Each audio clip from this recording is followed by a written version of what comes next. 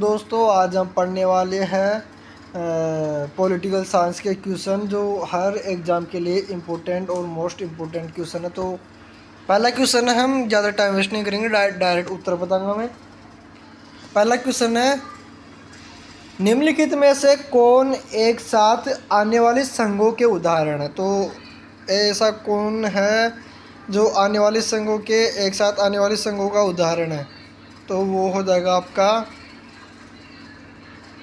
Option C. Option सी संयुक्त राज्य America, Switzerland और ऑस्ट्रेलिया। ऑप्शन सी राइट है। अगला क्वेश्चन देखो, मौलिक कर्तव्य को कोई डैश प्राप्त नहीं है। क्या प्राप्त नहीं है? मौलिक कर्तव्य को क्या प्राप्त नहीं है? कानूनी स्वीकृति। क्या प्राप्त नहीं है? कानूनी स्वीकृति। ऑप्शन सी कानूनी स्वीकृति प्राप्त नहीं है।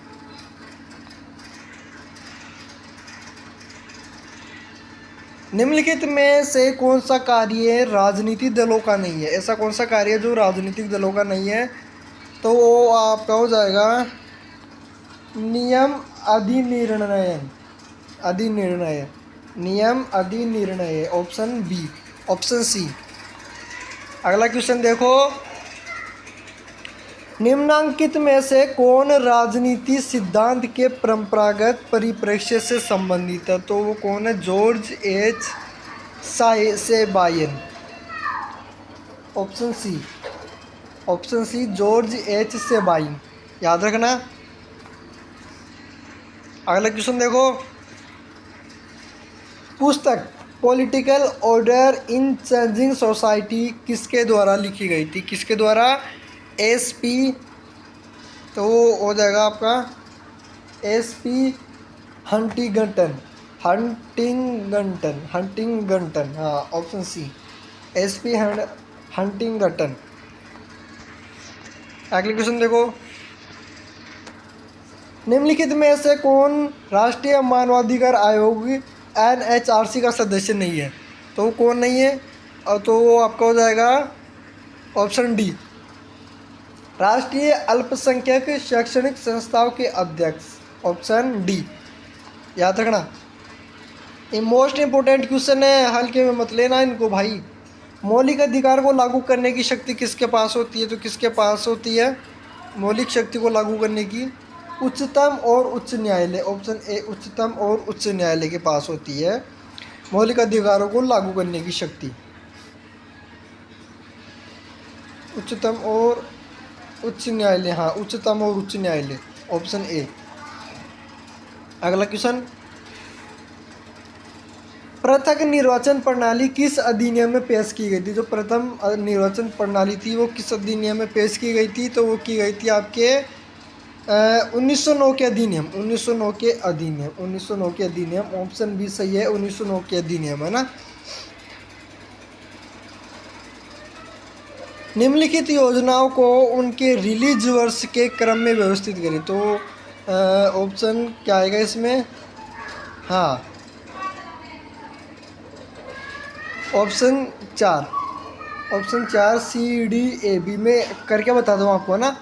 सी D A B option D correct है। तो देखो पहले आएगा ये, पहले पर ये, पहले पर ये, दूसरे पर ये, तीसरे पर ये और चौथे पर ये। ठीक है, पहला आएगा प्रधानमंत्री जनधन योजना, दूसरा आएगा बेटी बचाओ बेटी पढ़ाओ और तीसरा आएगा विमुद्रीकरण और चौथा आएगा जीएसटी, माल और सेवा का अधिनियम। अगला क्वेश्चन,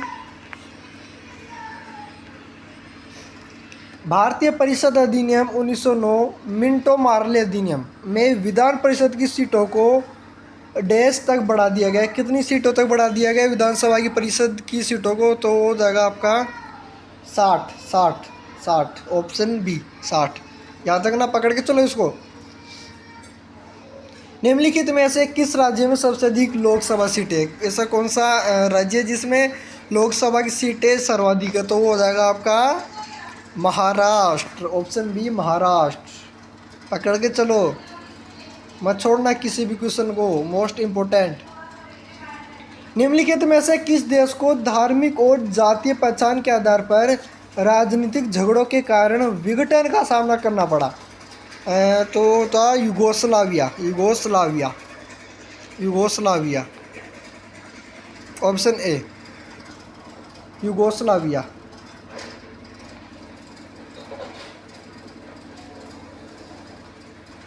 निम्न में से क्या भारतीय राजनीतिक दलों के लिए चुनौती नहीं है?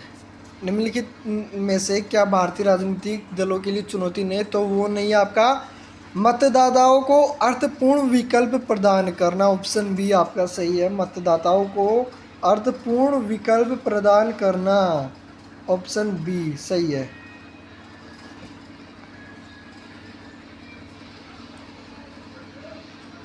बोलीविया में हालिया संघर्ष निम्नलिखित में से किससे संबंधित था? किससे से? तो हो जाएगा आपका ऑप्शन ए, जल।